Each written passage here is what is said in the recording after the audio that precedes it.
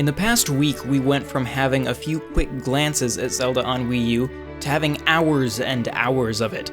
With this revelation of new information has come a plethora of theories on the game's story, particularly its place in the infamously complex Zelda timeline.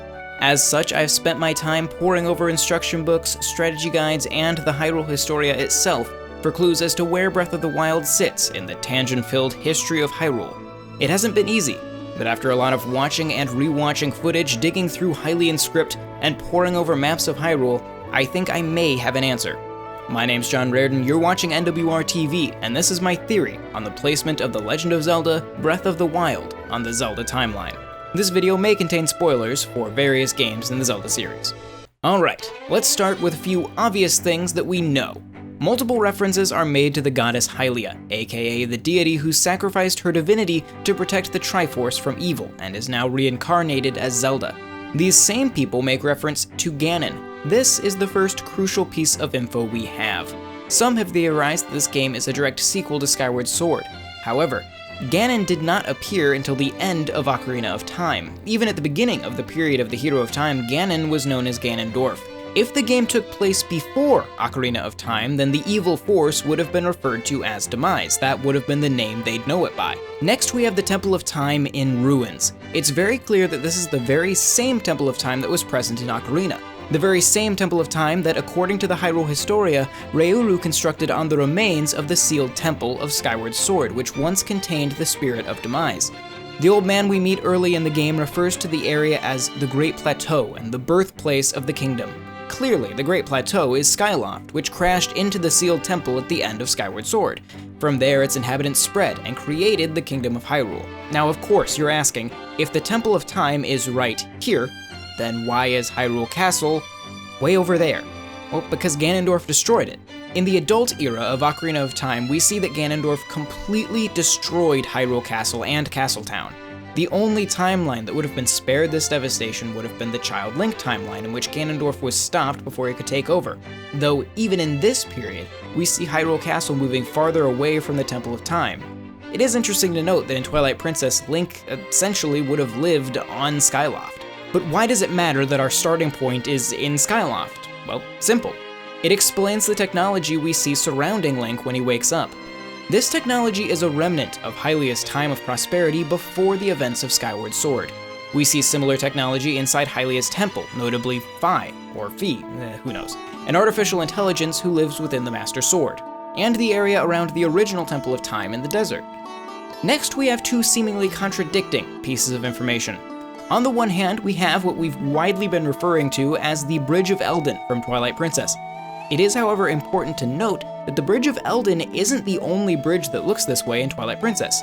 In fact, it's safe to say that the design of this bridge simply reflects Hylian architectural style during the period of Twilight Princess.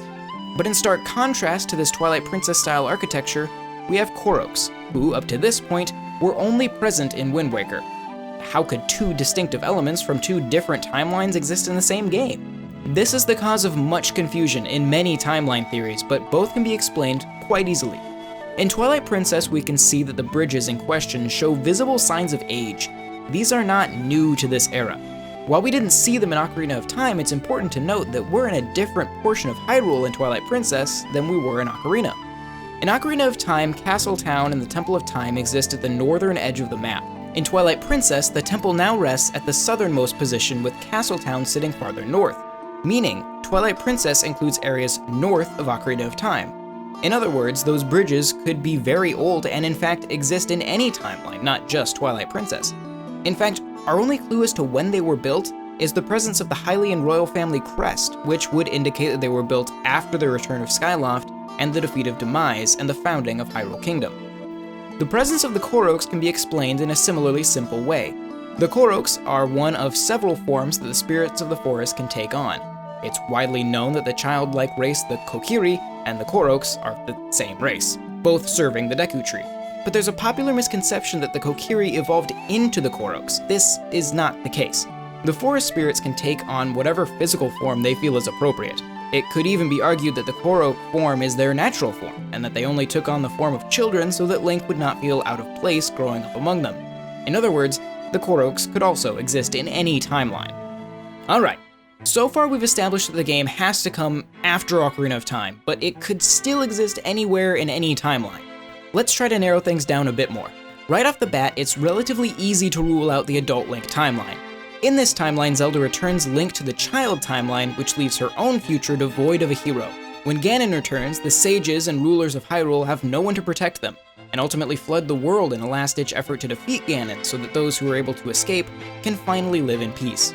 When Ganon does resurface, Link defeats him once and for all by plunging the Master Sword into his head and leaving it there, so that Ganon is sealed by the Blade of Evil's Bane for all eternity. One or two heroes later, and we find ourselves at a new Hyrule, where technology evolves in previously unseen ways. This new Hyrule would not include any of the architecture from Ocarina of Time or Twilight Princess. The geography of this Hyrule also doesn't line up with that of the Hyrule seen in Breath of the Wild. Between the Fallen Hero timeline and the Child Link timeline, one provides us with an immediate parallel. In both Twilight Princess and Breath of the Wild, we see the Temple of Time in ruins, with Hyrule Castle now residing far away, between a desert and Death Mountain. But there is one big issue. The Master Sword is in the wrong place. In each timeline, the Master Sword wound up in a different spot. In the adult era, the sword was moved to a hidden room in Hyrule Castle, but ultimately wound up embedded in Ganondorf's skull. In the child era, the sword never left the Temple of Time, until Twilight Princess, but it was returned afterwards. However, in the Fallen Hero timeline, where both Hyrule Castle and the temple were destroyed, the sword was instead hidden deep within the forest, where it could be retrieved by Link during A Link to the Past and was returned following Ganon's defeat before Link journeyed beyond Hyrule. That right there is a pretty strong argument that Breath of the Wild sits in the Fallen Hero timeline, but wait, there's more. In Breath of the Wild, when Link speaks to the old man near the Temple of Time, he refers to the kingdom as being in a state of decline. Literally the same word is used to represent the era following Link's awakening. A more subjective but interesting piece of evidence comes in the form of the language we see written on various shrines in Breath of the Wild. When compared to every other known written language in Hyrule, it would appear to share the most similarity with two. The first being basic Hylian from the Hero of Time era, and the second being the Gerudo language from the same time period. Any of you see where I'm going with this? The Fallen Hero timeline is one in which the Hero of Time never stopped Ganondorf, who was able to rule Hyrule for years before finally being defeated. During this time, Hyrule would have undergone many cultural changes. A major component of Ganondorf's rule would likely be the introduction of Gerudo influences into Hylian culture. This would perfectly explain the combination of short straight lines used in Hylian from that time period with the more curved lines and dots present in Gerudo text. The language in Breath of the Wild is one that came directly from Ganondorf's rule. Throughout all of this, there is one huge thing that we haven't addressed. This isn't a new Link. The mysterious voice we hear at the beginning of the demo tells Link, "You are the light, our light, that must shine on Hyrule once again." Again being the key word. This Link was in stasis until Hyrule needed him. He's done this before. He's able to run right out into the world and with no instruction, hold his own against gangs of bogoblins. So who is he? Is he a Link we've met before? Well, our first clue isn't particularly hard to come up with.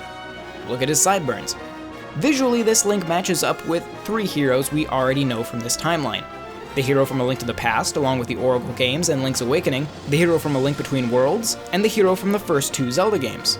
From here, it's hard to do much beyond guessing, but there is one unique trait that this Link has in common with a previous Link. He shares a telepathic connection with someone we can assume is Zelda. Link to the Past begins with Link being awoken by telepathic communication from Zelda. Breath of the Wild opens in exactly the same way, with Zelda urging him telepathically to wake up. The last time we saw this Link, he was adrift at sea. He's been on more documented adventures than any other incarnation of Link in all of Hyrule's history. He's perhaps the most experienced, skilled, and hard-to-kill Link that's ever lived. He disappeared just before the era of decline. Because we don't know exactly how much time exists between the events of Link's Awakening and The Legend of Zelda, it's impossible to tell if this Link was awoken before or after the events of the first two Zelda games.